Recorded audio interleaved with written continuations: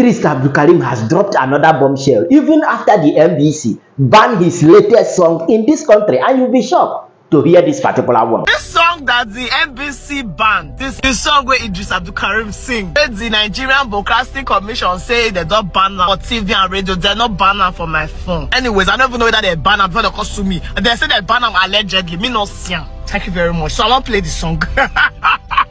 Because the song is singing our mind. They really say guilty conscience fear no accusation, and the wicked runneth when no man pursue. That's the song they pen on for body. They release one count at that time, I don't see the song ban. And this one I come ban. Because it don't tell you the truth again. In fact, the whole of this week, and this song I want to play, and the next week and the upper one. Everybody enjoy. If you don't say you join band, they come up on my page.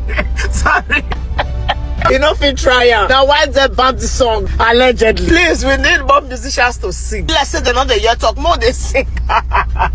More they sing. African China. Don't just start the musician you want to hear next to the conversation. First the bad guy. And this is that one. Mr. Yakubu. At the end of the whether una like him or not, you people will hear us. Is the high time you realize this generation is not like the ones of our fathers. The ones you could scare and conquer. The better for all of you. That great day is still coming. Now, Idris Abdulkarim is that musician who is always very ready to use his platform to tell the truth, the raw truth to powers, considering what we are going through in this country, not minding whoever that is sitting on that hem of affairs in this country. And he's not just always ready, he's always doing it. First of all, he started with Obasanjo. When Obasanjo wanted to do, he dropped Nigerian Jaga Jaga, and Obasanjo pulled out 2 seconds and said that he doesn't want the song. Boom! The song started trending very hardly, plus other stories that went down with this song. And after, when Tinubu first entered, first of all, he dropped Emiloko. And dropping that Emiloko caused little issues. People were saying, why should he sing that kind of song and all that?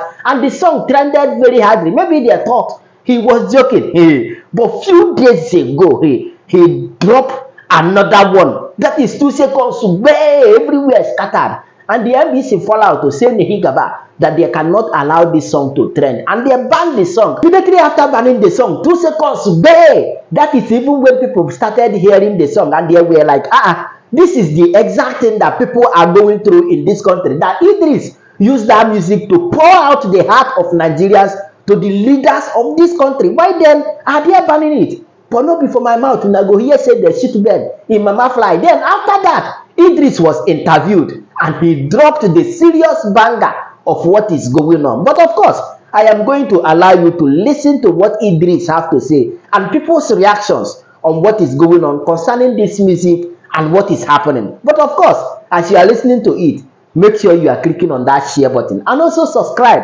in case if you have never done so for more updates. And after that, I'll be back. Let's go there. Well, we asked the National Broadcasting Commission to send someone to come on the program tonight to tell us more about why they banned this song, but they said that no one was available. So let's dive right into it. And with me tonight are our guest commentators, Samson Itodo. About impunity? There's impunity. In fact, I would say the contents of this song are really moderate because we have seen worse situation within the Nigerian context. He's talked about corruption. Can we say there is no corruption in the country? He's mentioned weak institutions.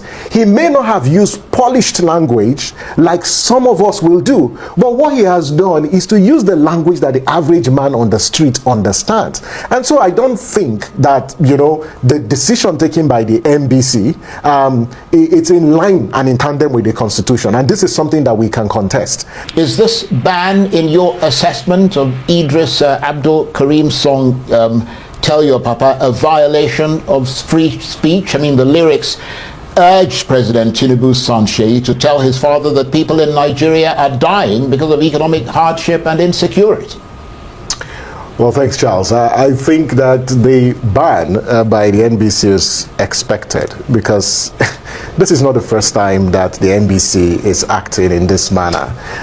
Well, one would ask the question about the legal justification for this. And it is very clear that citizens have a right to express their views. And what Idris Abdulkarim did was to amplify the concerns and the pain that Nigerians are experiencing. There's absolutely nothing he said in that song that it's not a reflection of our present reality. And all he has just done is to use music, because you use music to tell a story. You use music to communicate, your views, and it's a form of expression. And what he did was to use that form of expression, to express the concerns that Nigerians have. I dare say, Charles, I don't ask you, what is it that Idris said that many people have not said? The fact that he put it in form of music, it's really unwarranted action on the part of the NBC, because first, it doesn't compromise national security in any way.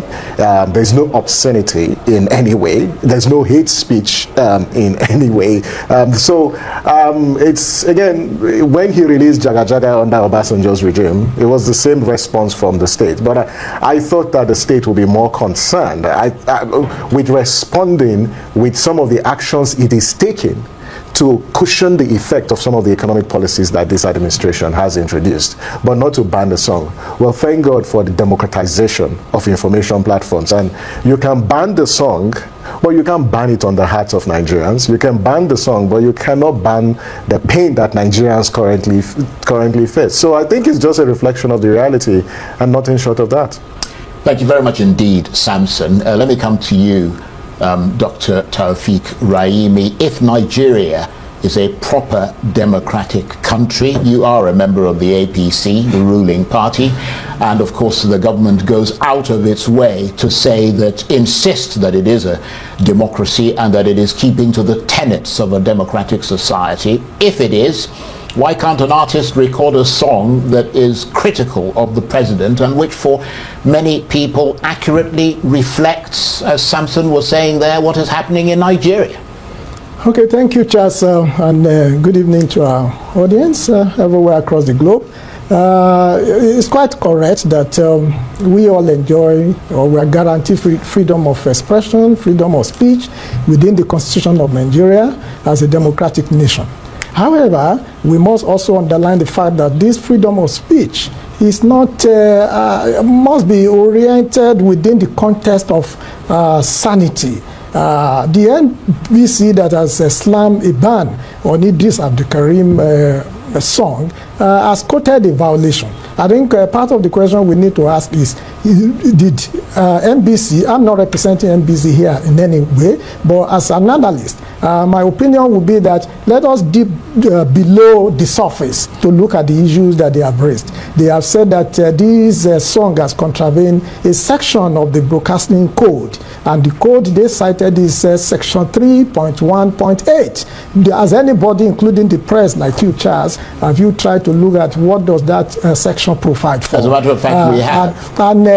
Good. And the issue is that do we have to now interpret what that section says? Because when we say we have freedom, this freedom must be oriented to bring sanity to this country. Of course, he has complained. He has put it in music, just like he has said. He will not be the first to sing song, but I believe the purpose of that song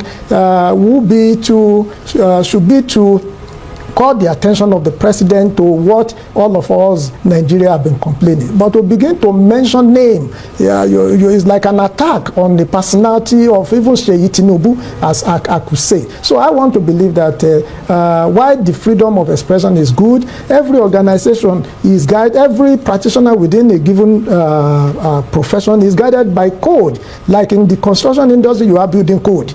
You won't say because you have freedom of expression, freedom of speech, or freedom to do things, you will not be guided by that. In finance sector, you have code. So NBC has code. So we should ask, are these artists, are they even aware of the code that guide their operations? Right. So if they are aware, they should be able to live within that code. I think we should also separate emotion from the criticality of certain things that can bring incitement among the people. While the president will continue to do what he has asked that he will do based on the Renew Hope agenda, we need also to point out objectively areas that need improvement. This music should also be used to even identify areas that has been done well in order for us to have a balance. Right. Well, I mean, the point really here is the issue of the freedom of expression.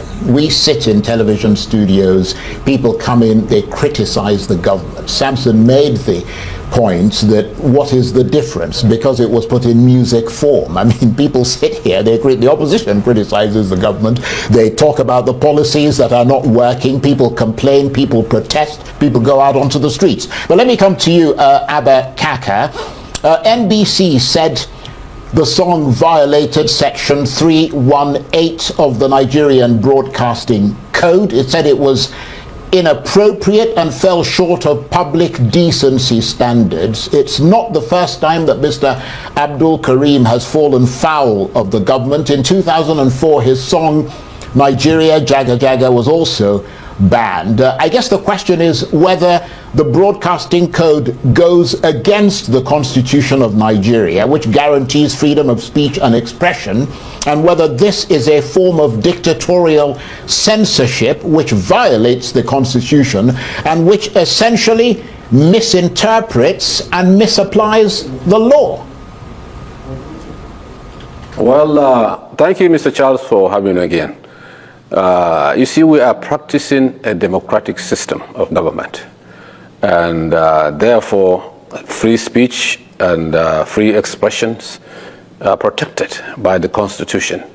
And if anybody offers himself to lead either a state, local government, or the federal government, you know, there are things that come with the territory.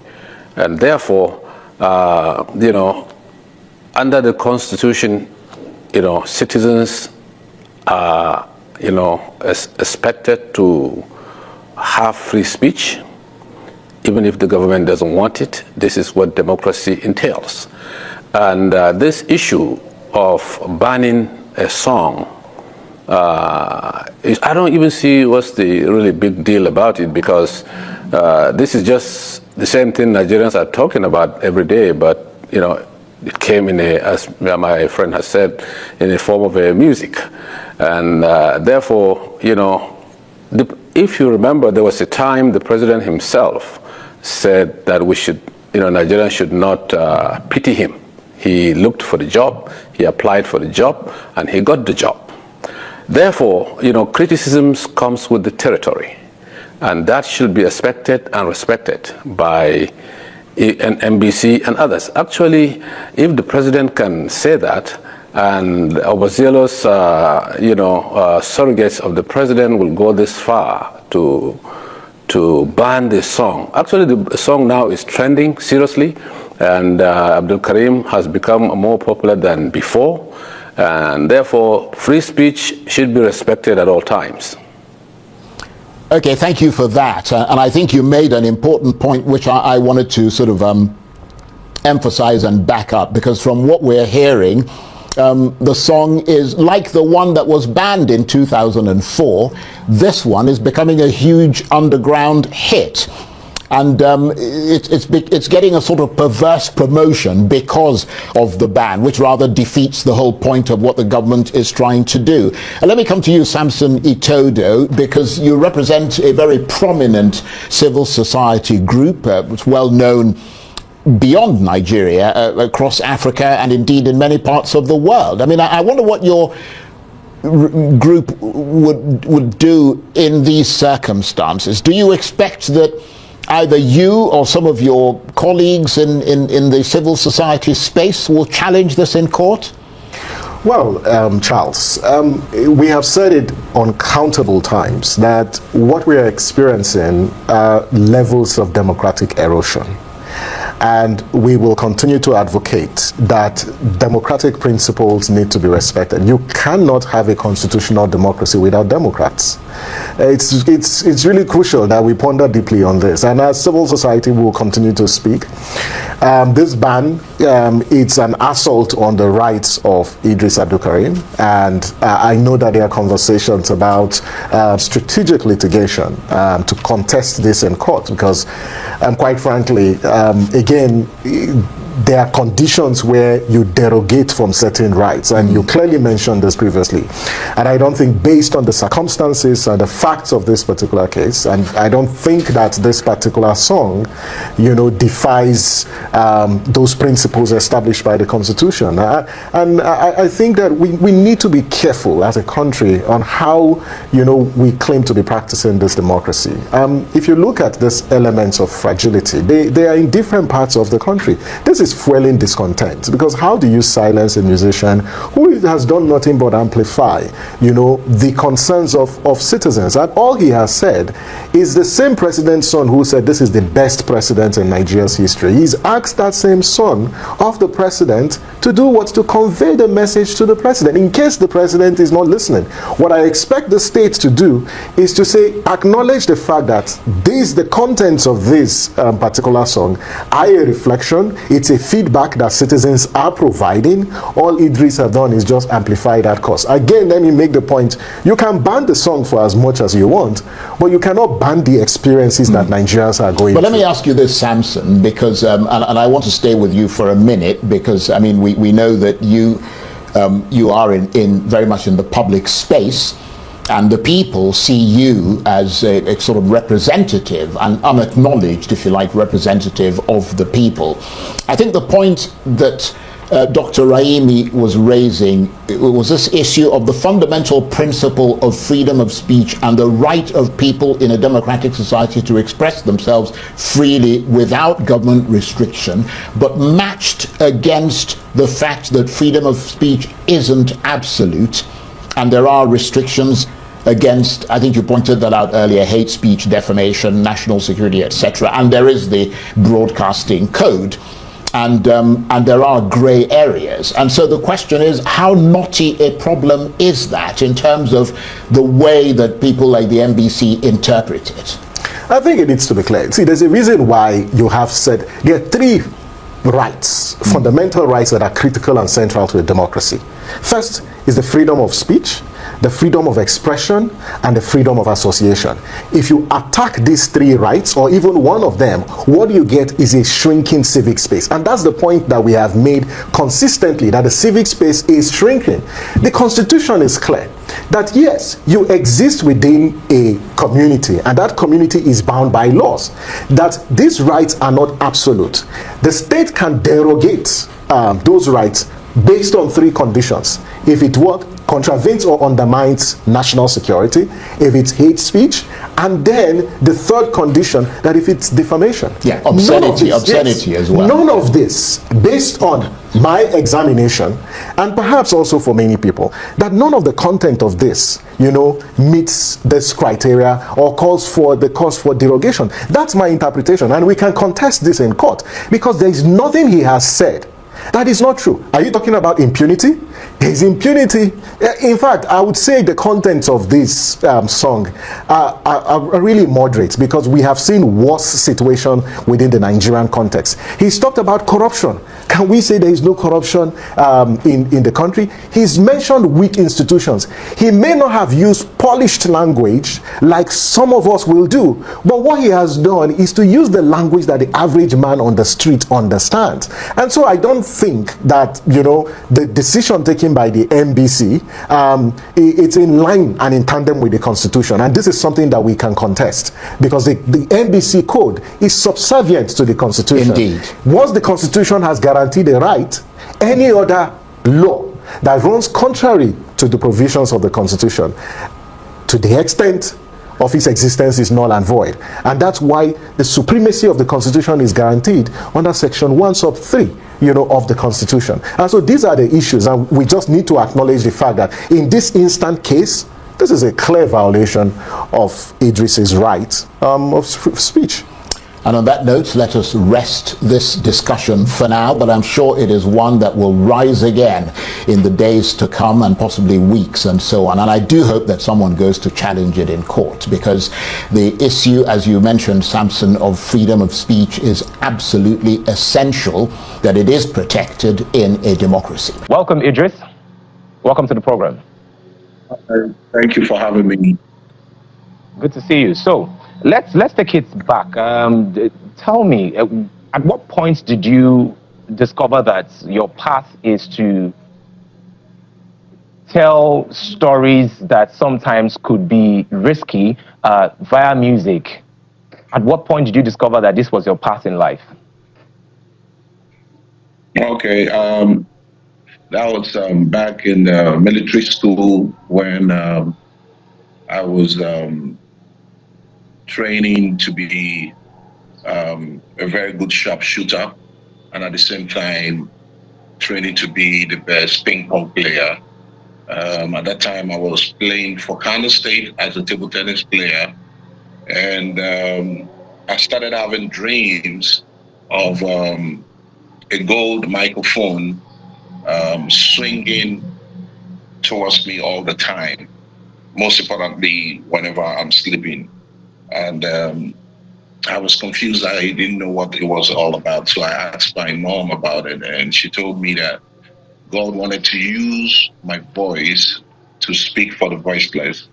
And I must take that, passionately. I must take that as a religion, and I must take it passionately because it doesn't normally fall by. And the challenges that I will face is that I should learn to be contented when I take this kind of job as serious as possible as my career. So it's been from a long time, and that dream has been directing me to my destination, and I'm not surprised where I am today. To God be the glory. My responsibility basically is to use music to add value to the lives of people. When I was playing ping pong, I didn't really know much about music, but I was invited to the Soldiers Club and I saw people rapping for the first time. And I was like, wow, this is interesting, But at that moment, I get to understand that they were actually miming on other people's songs. So I decided to start writing stories at a tender age to speak for the voiceless. So if I'm saying something that is wrong, it's my responsibility to talk about it through music, whether anybody likes it or not. Interesting. I remember the Remedy days, the fun. Were you trying to, at that point in time, were you just having fun or you were just trying to blow up? Because it was a big deal. Yeah, at that moment, I was just trying to create an edge for myself, get to be in the industry. And when the time comes, when I'm doing my thing, then I will switch to my call and start doing what God has asked me to come to do in this world. Do you sometimes regret the path that you've chosen, or the niche, the genre, if I would put it that way, that you've chosen? Do you think you might have been richer if you had chosen to just be very commercial with your music? Now, Fela Anikulapo says that music is not just for Mary. Music is a tool to speak for people. Music is a tool to fight corruption. So I'm a student of Fela Anikulapo, and I was very, very happy that God actually led me to my call, and I love what I'm doing. I have no regrets at all. Okay. We've seen the resurfacing of one of your very old songs, Nigeria. I'm sure you know the song I'm talking about. It has resurfaced on TikTok and on a lot of social media platforms. Why do you think that song has re-emerged? Why are people playing it again? Are you talking about the new song or Nigeria Jaga Jaga? Nigeria Jaga Jaga. Well, Nigeria Jaga Jaga will continue to be the second national anthem, whether anybody likes it or not. To be sincere, I'm a passionate Nigerian. I love this country so much. Truth is bitter and people don't want you to speak the truth, I want to wake up one day. And find out that Nigeria Jaga Jaga, the song, is no more relevant. I'll be so, so happy. I always pray to wake up one day and find out the song is no more relevant. And for the song not to be relevant anymore, then we need to start seeing development. We need to start seeing constant electricity. We need to start seeing real leadership. We need to start seeing, security. We need to start seeing our leaders taking security as priority in protecting the lives and property of, our citizens. All these things are not there. So until development comes to Nigeria, that's when the song will not be relevant anymore. So I want to wake up in the morning and find out that the song is no more relevant. I mean, this is 24 years after, and the song is still relevant, sadly. Now let's talk about your new song. It was tagged NTBB, not to be broadcasted, because it contravenes with certain sections of the Nigerian Broadcasting, Commission, the laws. However, there has been a lot of conversations around it, and one of those conversations is some people think that you took a direct swipe at a non-elected official. Is there a particular reason why you decided to take that route? Okay, I was inspired by Seyi Tinubu, to record this song. I saw a video where he was campaigning for his father and he was defending his father, saying that my father is the best president, my father is the greatest president. They are coming for my father, they are coming for my father. My father is the greatest president, my father is the greatest president. He repeated it like 5 times or 7, but Seyi, I differ, because you look more perfect, when you are silent than when you speak. I would advise, Seyi to hand over the microphone to the MC next time. He lacks the charisma and purpose to express himself, telling the truth about, the true economic situation of Nigeria at the moment under his father's government. Tinubu is the best father to Seyi Tinubu, but he's the worst president to Nigeria. You know what I mean? He has empowered Seyi Tinubu as a son, but Nigerian youth don't have jobs, talk less of food to eat. The Nigerian youth can travel by road, because of kidnapping, So I asked Seyi Tinubu to travel by road, without insecurity, let him feel the pains, of ordinary citizens, Nigerian youth are just asking for basics, electricity, security, enabling economic policy, job creation, not palliatives, palliatives, So I keep hearing people saying that why should I attack Seyi Tinubu personally? If Seyi Tinubu came to be part of politics, he talks about his father. He was defending his father. If he never talked about it, I wouldn't have recorded a song like that. So I am answering him, by, replying him with that video that he made. So if Seyi had kept quiet, I wouldn't have said anything directly to him.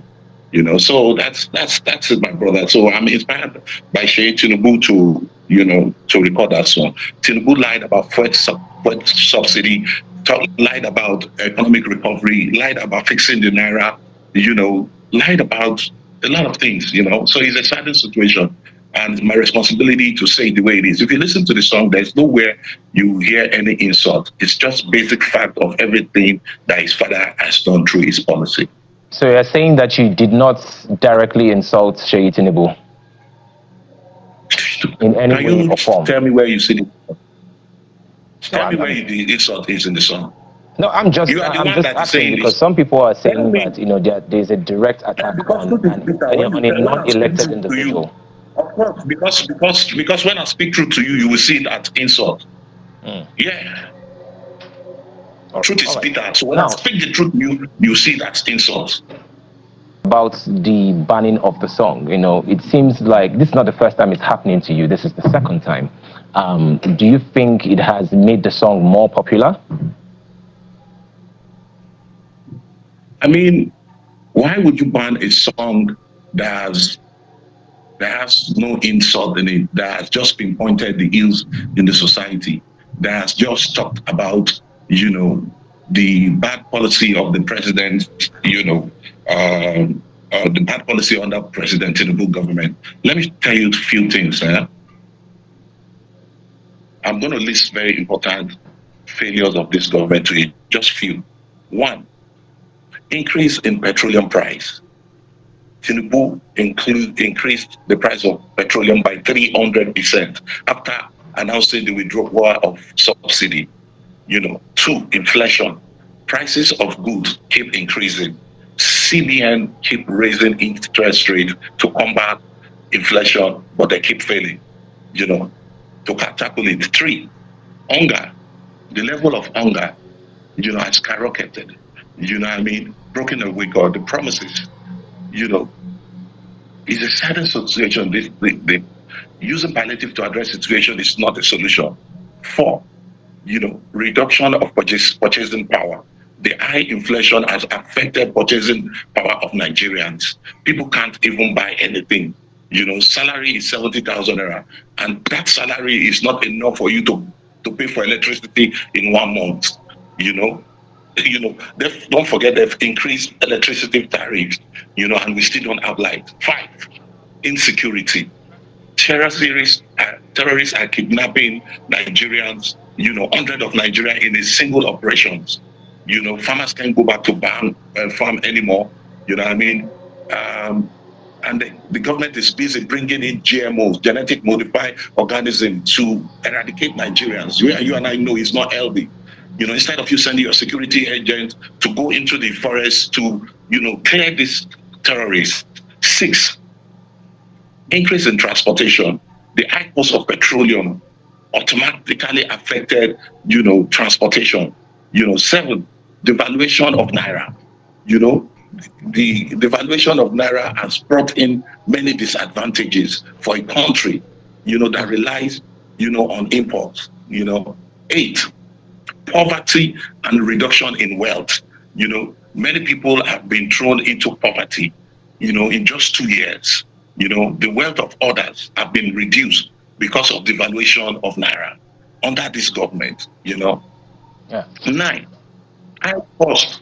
I think continue, you took plenty, my brother. So why won't I reply Seyi Tinubu after he came out to say that his father was the best president? No. So sorry, your father isn't the best president. People are dying, people are crying, people are jumping into lagoon. So Seyi, my message to you is tell your daddy, tell your father that this is the reality of Nigerians. Nigerians are dying. You've never witnessed poverty in your life before. You travel with private jet all the time. So please tell your dad. And if you want to know how truly this is, go out without your security. Go to what's it called? Yaba. Board a bus that is going to Benin and follow through the Ore Road and feel the pains of Nigeria. What I mean? Idris,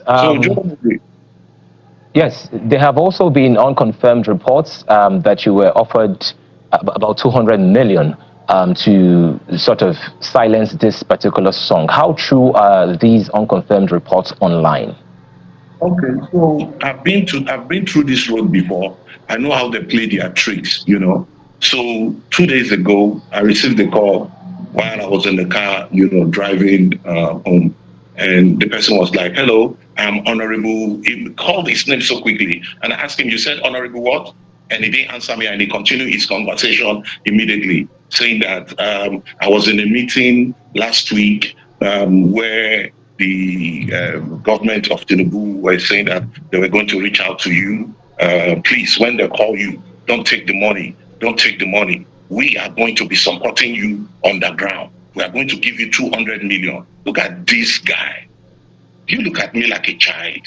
You won't put word for my mouth. Make on the talk say, okay, really? Oh, I'm interested. Who are you?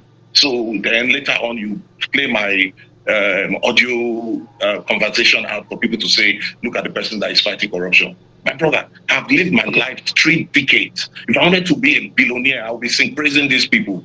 You know what I mean? So I am not interested in that. My responsibility is to have a better Nigeria. Have a better Nigeria in the areas of when we will have strong presidents who will wake up in the morning and say, you know what? Let's change this constitution back to regional government, where everybody will go back to where they belong to and make use of their resources to do what? To create wealth for their people. Then take whatever you need to take from center, instead of everybody going to center to come and grab whatever it is that is called national cake. Okay, secondly, Remove all these judiciary criminals, whether you like it or not. They are criminals because the poor people. Last hope should be the judiciary. But unfortunately, the judiciary is cash and carry. So, my brother, there is problem. There's problem in the land. You get the point. Now, what do you think about Idris Abdulkarim? His songs that he has been using to tell the true story of what we are going through in this country, and most especially this particular one that is on board now. Share your thoughts with me on the comment section, and of course, you know the vibe now. Click on that subscribe button, follow, and share for more updates. Because like this, we move.